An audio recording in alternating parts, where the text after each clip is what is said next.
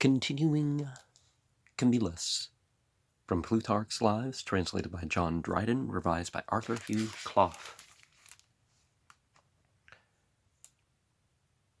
Were reduced almost to the point of perishing with hunger, went out to meet him, embracing each other as they met, and weeping for joy, and, through the excess of the present pleasure, scarce believing in its truth.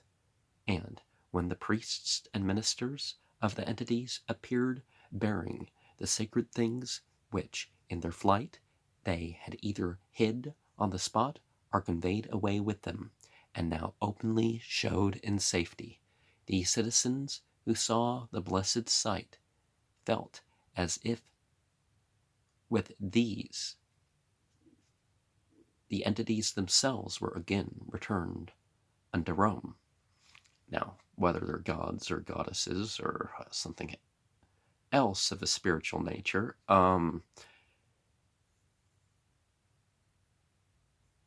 whatever the physical attachments they may have, I think they're going to be there or not be there, regardless of certain signs, although certain things may please them or displease them, and therefore they're attracted or repelled. After Camillus had sacrificed to the entities and purified the city according to the directions of those properly instructed, he restored the existing temples and erected a new one to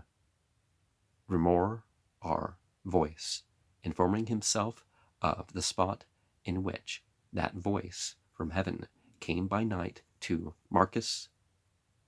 Caticius, foretelling the coming of the barbarian army.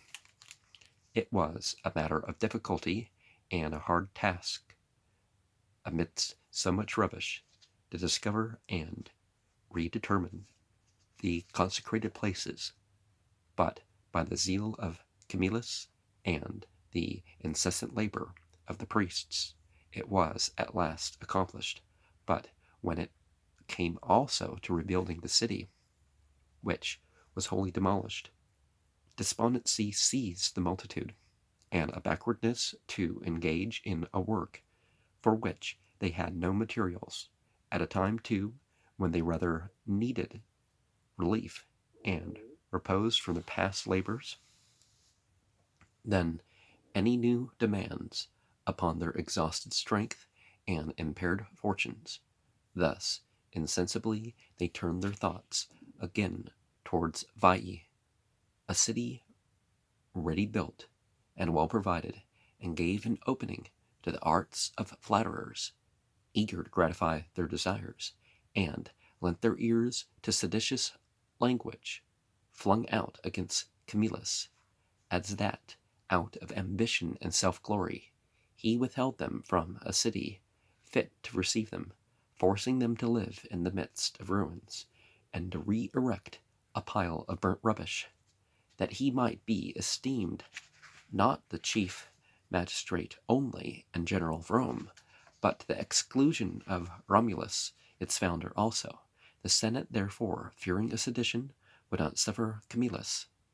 though desirous to lay down his authority within the year, though no dictator had ever held it above 6 months. They themselves meantime used their best endeavors, by kind persuasions and familiar addresses, to encourage and appease the people, showing them the shrines and tombs of their ancestors, calling to their remembrance the sacred spots and holy places which Romulus and Numa, or any other of their kings, had consecrated and left to their keeping, and, among the strongest religious arguments, argued the head, newly separated from the body, which was found in laying the foundation of the Capitol, marking it as a place destined by fate to be the head of all Italy, and the holy fire which had just been rekindled again, since the end of the war, by the Vestal Virgins. What a disgrace it would be to them to lose and extinguish this, leaving the city it belonged to be either inhabited by strangers and newcomers, or left a wild pasture for cattle to graze on. Such reasons as these, urged with complaint and expostulation,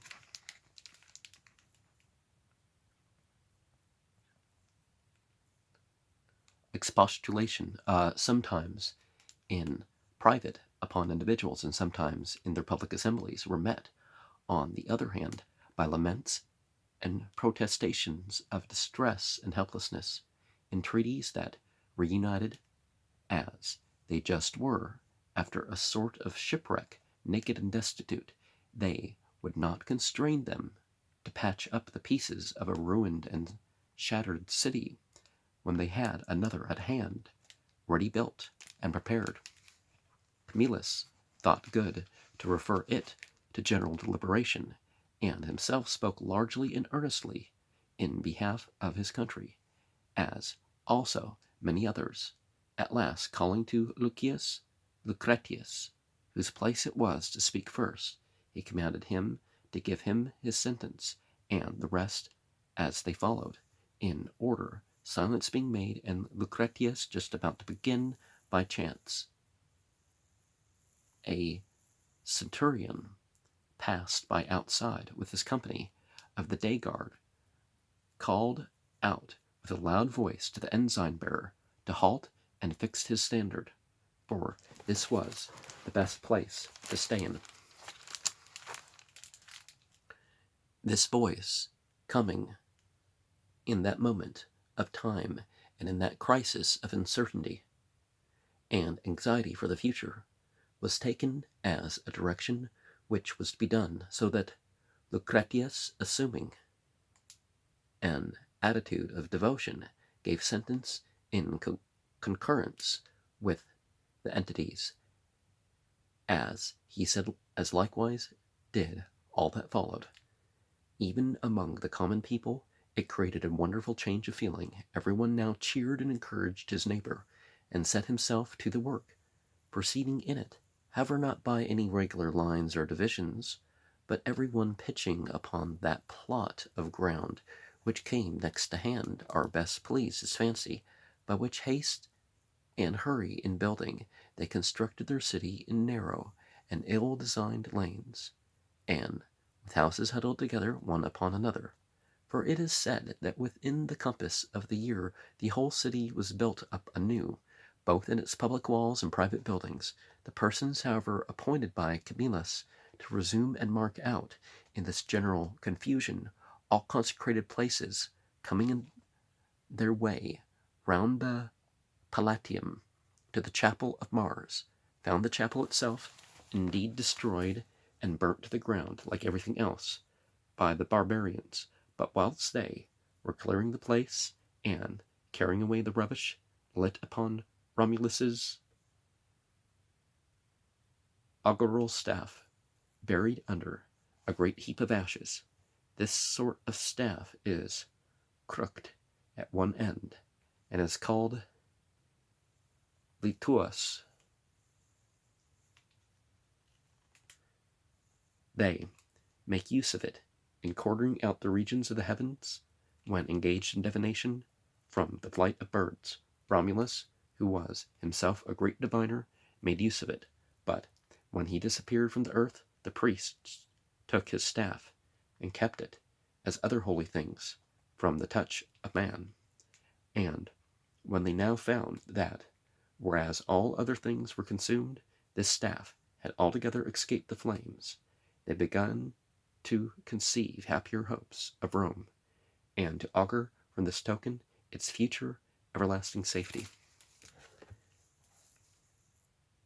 And now they had scarcely got a breathing time from their trouble, when a new war came upon them, and the Aquians, Volscians, and Latins all at once invaded their territories, and the Tuscans besieged Sutrium, their confederate city. The military tribunes, who commanded the army, and were encamped about the hill Machius, being closely besieged by the Latins, and the camp in danger to be lost, sent to Rome, where Camillus was a third time chosen dictator. Now, further north in Europe, there was also the use of sticks to sight and divide the heaven for spiritual uses. Of this war, two different accounts are given. I shall begin with the more fabulous. They say that the Latins, whether out of pretense or real design to revive the ancient relationship of the two nations, sent to desire of the Romans some pre-born maidens in marriage, that when the Romans were at a loss had a determined for, on one hand they dreaded a war, having scarcely yet settled and recovered themselves, and on the other side suspected that this asking of wives was, in plain terms, nothing else but a demand for hostages, though covered over with the specious name of intermarriage and alliance. A certain handmaid by name Tula, or as some call her, Philotis, persuaded the magistrates to send with her some of the most youthful and best-looking maidservants in the bridal dress of noble virgins, and leave the rest to her care and management, that the magistrates, consenting, chose out as many as she thought necessary for her purpose, and adorning them with gold and rich clothes, delivered them to the Latins, who were encamped not far from the city, that at night the rest stole away the enemy's swords, but Titula or Philotis, getting to the top of a wild fig tree, and spreading out a thick woolen cloth behind her, held out a torch towards Rome, which was the signal concerted between her and the commanders, without the knowledge, however, of any other of the citizens, which was the reason that their issuing out from the city was tumultuous, the officers pushing their men on, and they calling upon one another's names, and scarce able to bring themselves into order, that setting upon the enemy's works, who either were asleep or expected no such matter, they took the camp and destroyed most of them, and that this was done in the nones of July, which was then called Quintilis, and that the feast that is observed on that day is a commemoration of what was then done. For in it, first, they run out of the city in great crowds and call out aloud several familiar and common names, Caius, Marcus, Lucius, and the like, and representation of the way in which they called to one another when they went out in such haste. In the next place, the maidservants, gaily dressed, run about, playing and jesting upon all they meet, and among themselves also use a skirmishing, to show they helped in the conflict against the Latins, and while eating and drinking, they sit shaded over with boughs of wild fig tree, and the day they call Nona Capratina, as some think, from that wild fig tree on which the maidservant held up her torch, the Roman name for a wild fig tree being Caprificus. Others refer most of what is said or done at this feast to the fate of Romulus, for on this day he vanished outside the gates in a sudden darkness and storm. Some think it an eclipse of the sun, and from this the day was called Nona Capratina,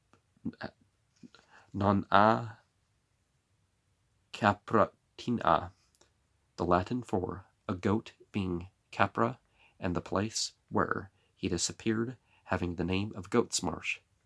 as is stated in his life. But the general stream of writers prefer the other account of this war, which they thus relate: Camillus, being the third time chosen dictator, and learning that the army under the tribunes was besieged by the Latins, and Volscians was constrained to arm not only those under but also those over the age of service, and taking a large circuit round the mountain, excused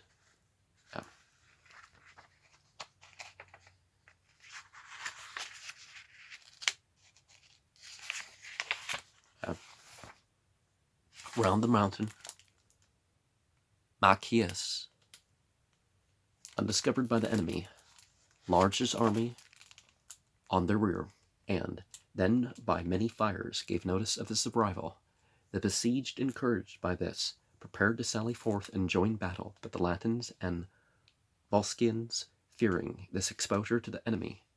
on both sides, drew themselves within their works and fortified their camp with a strong palisade of trees on every side, resolving to wait for more supplies from home, and expecting also the assistance of the Tuscans, their confederates. Camillus, detecting their object, and fearing to be reduced to the same position to which he had brought them, namely, to be besieged himself, resolving to lose no time, and finding the rampart was all of timber, and observing that a strong wind constantly at sunrising blew off from the mountains,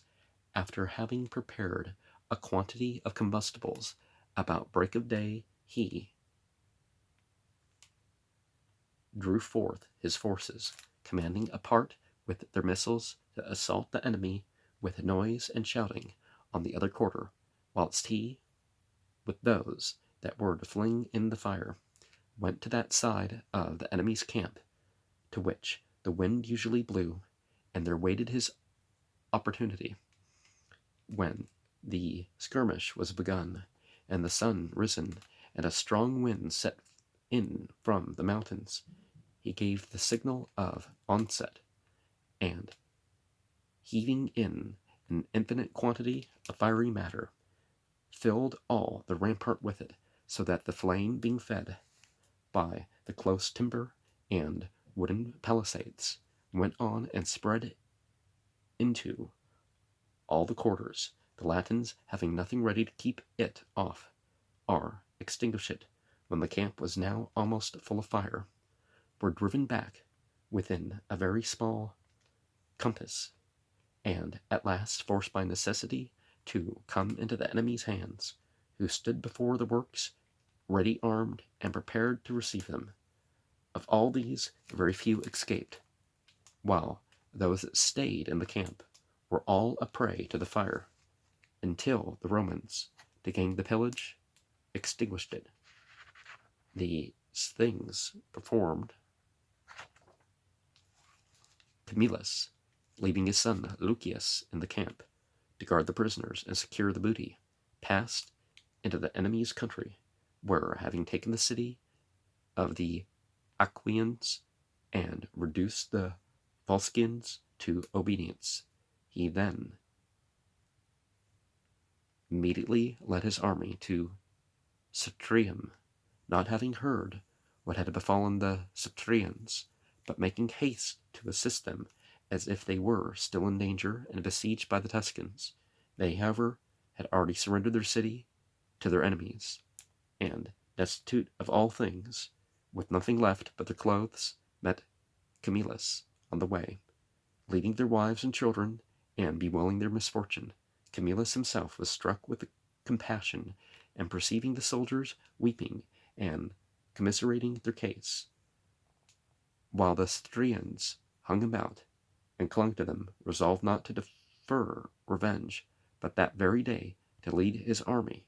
to Cetrium, conjecturing that the enemy, having just taken a rich and plentiful city, without an enemy left within it, nor any from without to be expected, would be found abandoned to enjoyment and unguarded. Neither did his opinion fail him. He not only passed through their country without discovery, but came up to their very gates and possessed himself of the walls, not a man being left to guard them, but their whole army scattered about in the houses, drinking and making merry. Nay, when at last they did perceive that the enemy had seized the city, they were so overloaded with meat and wine that few were able so much as to endeavor to escape, but either waited shamefully for their death within doors, or surrendered themselves to the conqueror. Thus the city of the Sutrians was twice taken in one day, and they who were in possession lost it, and they who had lost regained it, alike by the means of Camillus. For all which actions he received a triumph, which brought him no less honor and reputation than the two former ones. For those citizens who before most regarded him with an evil eye and ascribed his success to a certain luck rather than real merit, were compelled by these last acts of his to allow the whole honor to his great abilities and energy. Of all the adversaries and enviers of his glory, Marcus Manlius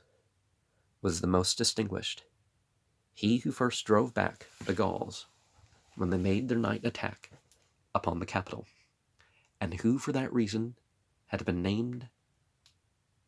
Capitolinus. This man,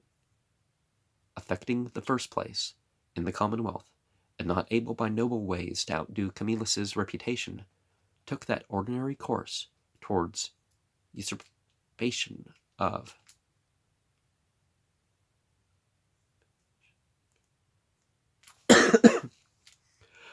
absolute power, namely to gain the multitude,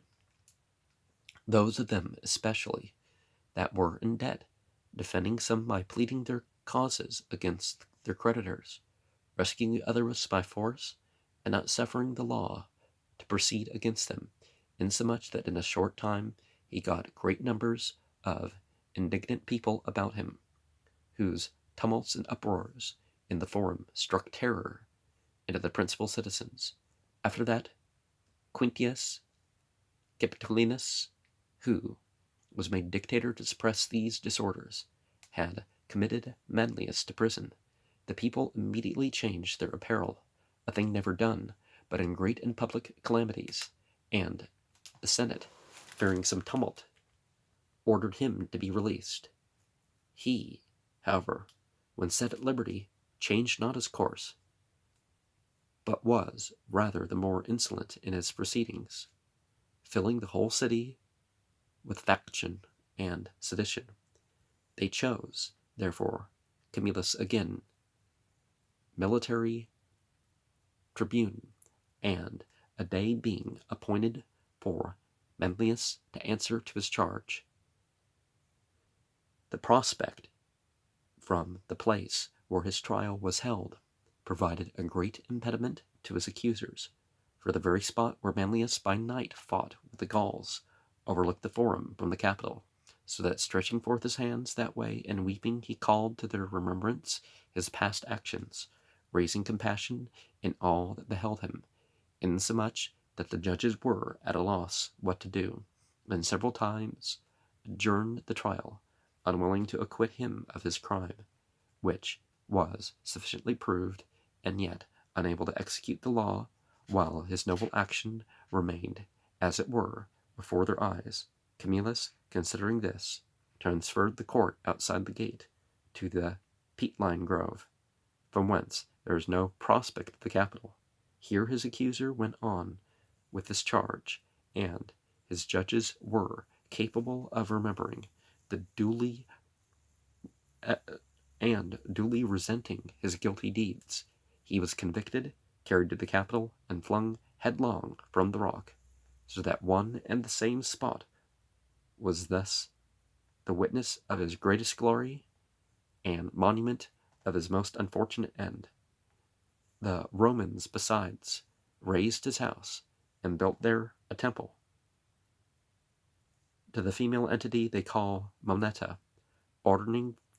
for the future that none of the patrician order should ever dwell on the Capitoline, and now Camillus, being called to his 6th tribuneship, desired to be excused as being aged, and perhaps not unfearful of the malice of fortune,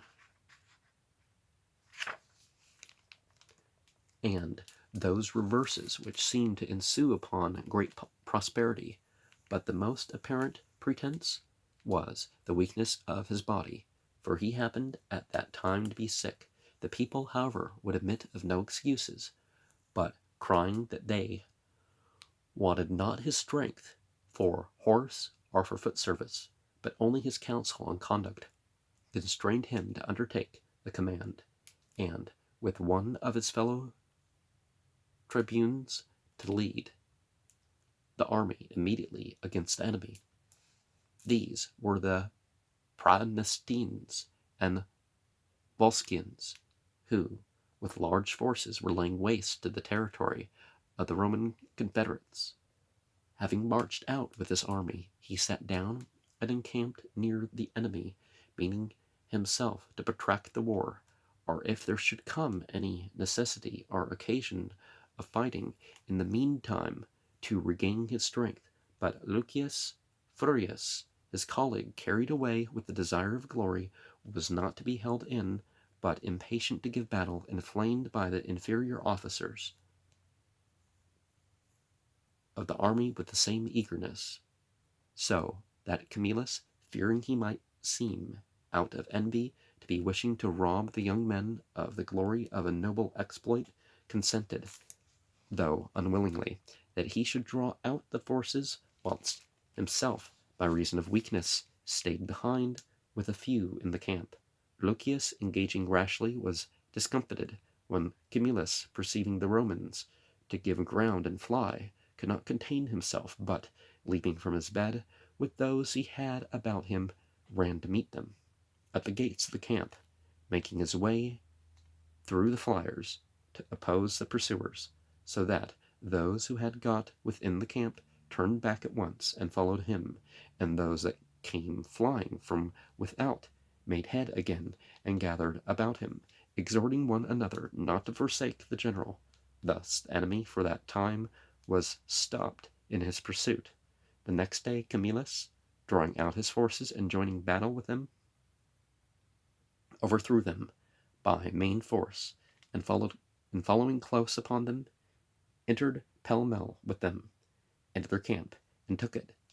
slaying the greatest part of them. Afterwards, having heard that city Cetricum was taken by the Tuscans, and the inhabitants of all Rome put to the sword, he sent home to Rome the main body of his forces, and heaviest armed, and, taking with him the lightest and most vigorous soldiers, set suddenly upon the Tuscans, who were in the possession of the city, and mastered them, slaying some and expelling the rest, and so returning to Rome with great spoils, gave signal evidence of their superior wisdom, who, not mistrusting the weakness and age of a commander endued with courage and conducted, had rather chosen him who was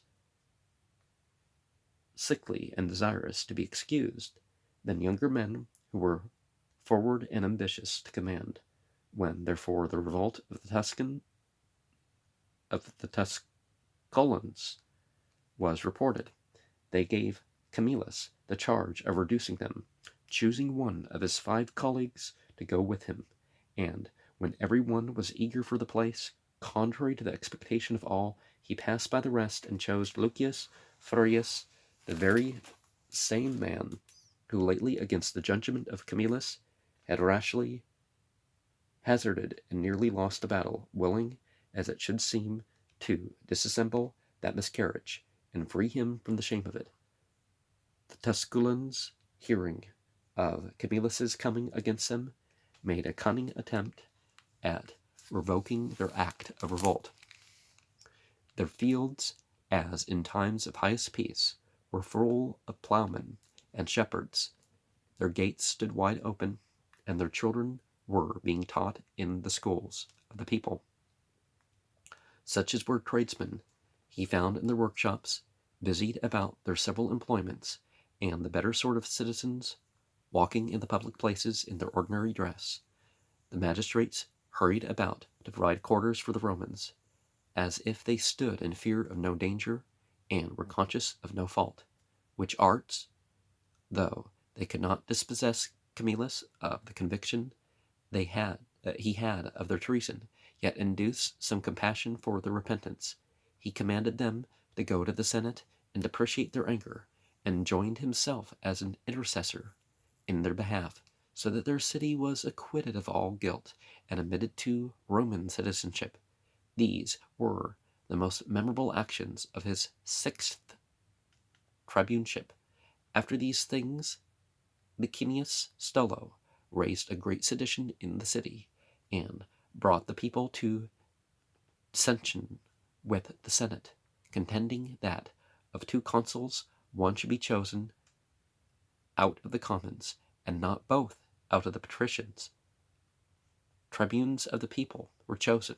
but the election of consuls was interrupted and prevented by the people, and as this absence of any supreme magistrate was leading to yet further confusion, Camillus was, the 4th time, created dictator by the Senate, sorely against the people's will, and not altogether in accordance with his own. He had little desire for a conflict with men whose past services entitled them to tell him that he had achieved a far greater actions in war along with them, in politics with the patricians, who indeed had only put him forward now out of envy, that if successful he might crush the people, or failing, be crushed himself. Now what's the missing word? It looks like it starts with a T.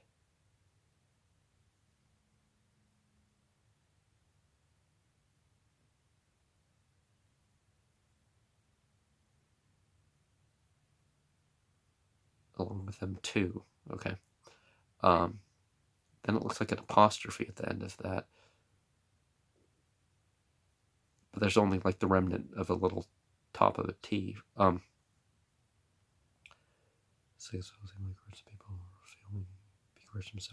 However, to provide as good a remedy as he could for the present, knowing the day on which the tribunes of the people intended to prefer the law, he appointed it by proclamation for a general muster, and called the people from the forum into the campus, threatening to set heavy fines